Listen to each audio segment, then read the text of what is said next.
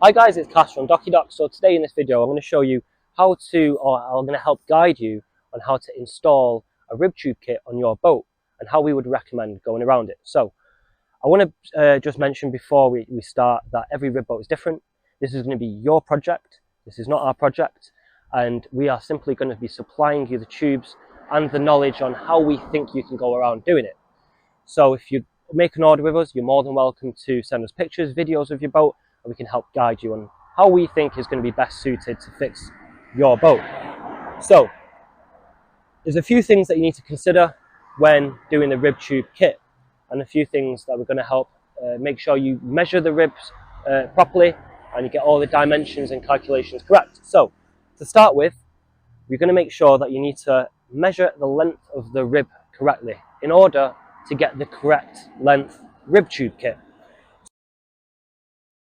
So to correctly measure the rib, it's important that we start and we measure both sides, because there's going to be two parts of the kit, the left and the right, the port and the starboard.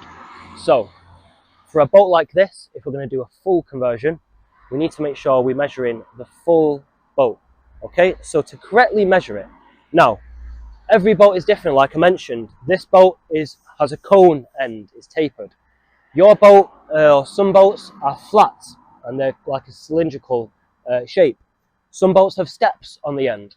Now, you need to make sure, no matter what the shape is, no matter how it looks on the end, you want to make sure you measure right from the back, right? So for this boat, the cone end, we're going to measure from the back here, and we're going to go around the outside perimeter. You don't want to measure on the top. You want to make sure you're measuring the outside edge, the widest, the most lengthiest edge, of course. So we measure from the end here all the way around the border. Follow the border all the way around. This is the most outside edge, and you're going to come all the way, measure all the way to the very center at the top, at the front of the boat. Okay, so again, worth considering is every rib is different at the front. Some rib boats come to a point, some are squared off, some have fiberglass noses and the cone and the tubal end here. Every boat is different. You need to make sure you measure to the very tip of the boat, and that will give us the correct length tubes that we need to make for you. Again, if you've got pictures and videos of the boat, you can send us the pictures and videos and we will help guide when it comes to measuring.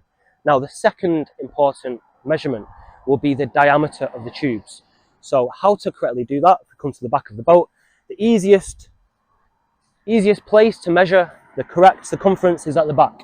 We have at this point here access all the way around the tube. So the easiest way to go about doing it is to get some rope or some string, make sure it's not elastic, and put the string at the top here all the way round to this point here. So once we get the string all the way round, unravel the string and then measure the distance. This will give us the circumference, and from that measurement we can calculate the diameter. So once we've calculated the diameter of the tubes, there's a third important measurement. The third measurement which you need to do is the measurement on where the valve position is going to be. So on a boat like this, it's worth considering where you're going to be putting the valve. You don't want to put the valve on a tapered edge like this.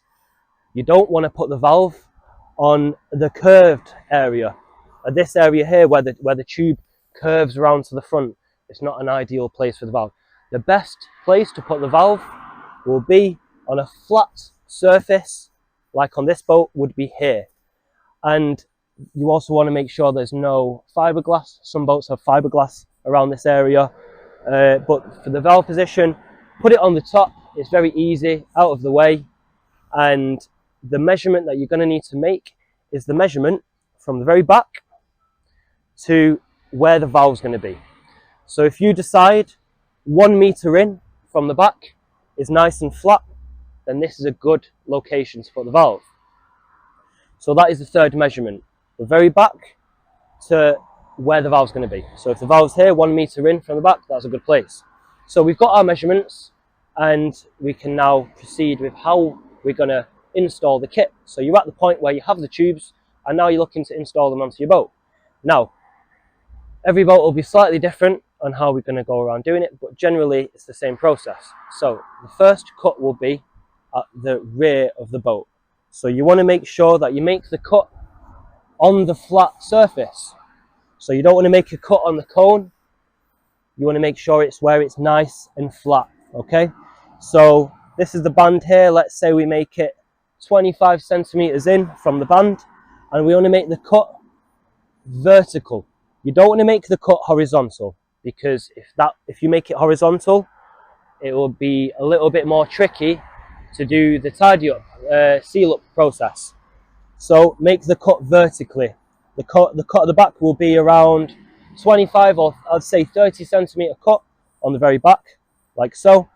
30 centimeter cut, that'll be the first one. And this cut will allow us access to feed the tube into the rib. The second cut will be to remove the next baffle, because a rib bolt like this has not got access all the way through. There is a separating chamber in the middle of the rib, okay? Some boats might have 2 separating chambers. Some boats have 1, depends on the size. So this boat has 1 separating chamber here, and by running my hand across it, I can feel the ridge, and you can even just about see it. So this here, where you can kind of feel it with your hands, and you can sometimes see it, this is the separating chamber. This is a divider, a baffle, okay? We need to remove the baffle in order to pull the tube all the way through to the front, okay? So a top tip when removing the baffle would be make the cut again vertically, and I'm right-handed, so a tip that I would say would be make the cut on the right-hand side of the baffle, so I can use my right hand. If you do it on the left, you're more likely going to use your left hand, so if you're not competent with your left, you know, it might be a bit more tricky. So find the baffle, 1 foot away from the baffle, make a 25 centimeter cut, access to get your arm in, and then with the knife, you're going to cut out the baffle out. Okay, so once you've removed the baffle, we've then got the third cut, okay? So the third cut on this will be right at the nose. So, again, a tip, you don't want to cut right in the center of the nose here. You want to cut maybe, let's say 40, 50 centimeters away on the top edge here, where the material is flat. You don't want to cut this way, because it's going to want to open up. You want to cut along here, vertically, not horizontal. And then I'd say this is around 40, 50 centimeters, enough to get your arm and push the tube all the way to the front, okay? So you've got your 3 cuts. You've got your cut at the front, you've got your cut in the middle to remove the baffle, and you've got your cut at the very back. So you've done all the cuts, okay? It's worth considering on some rib boats, if you've got seating pads, sometimes it's possible to remove the seating pads and get access when making your cuts, so you can disguise some of the cuts under the seating pads. You know, every boat is different. Go around it the way you think is suitable for your boat. So the next step will be to feed the rope through the tube, okay? So you'll use a wooden stick or a plastic pole, a telescopic pole, and you'll tie the rope to the pole. You'll feed the pole all the way through the rib, all the way to the nose, and then once the rope is all the way through from the rear to the very front, to the bow, you can then actually use that rope to pull the tubes. So you'll attach the rope, you'll tie the rope to the tube. So let's say you lay the tube out on the floor. You want to make sure the valve is at the back, and then the bow of the tube is going to be at the front, and you want to tie the rope to the bow, to the very front of the tube, and just scrunch it up, tie the rope around it so it's got a nice secure sort of tie. And simply, you're going to have someone, ideally you'd have 2 people doing this installation, at least 2 people. Someone at the front is going to pull the rope, and then yourself or someone at the back is going to scrunch the tube up, feed it in. Scrunch the tube up, feed it in. Okay, very simple, just scrunch it up, feed it in.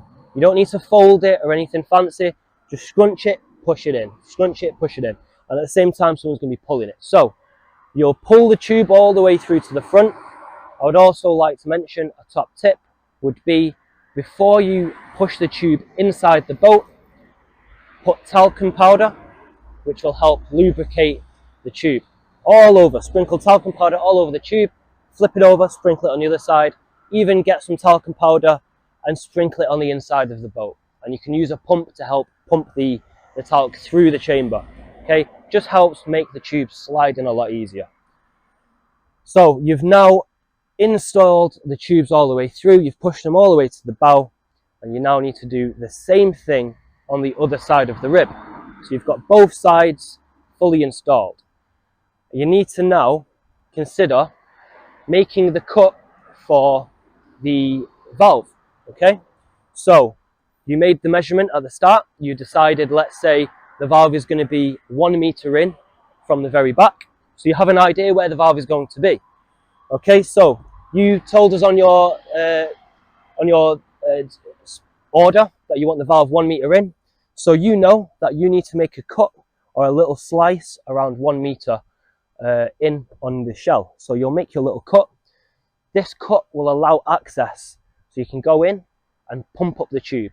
Okay, when you then get in and you put the pump on the tube and you pump it up and it starts taking shape, you will be able to see where the valve is going to sit.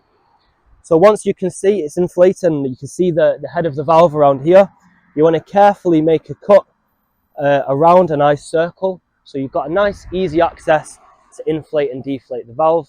And you'll use the knife, which is this.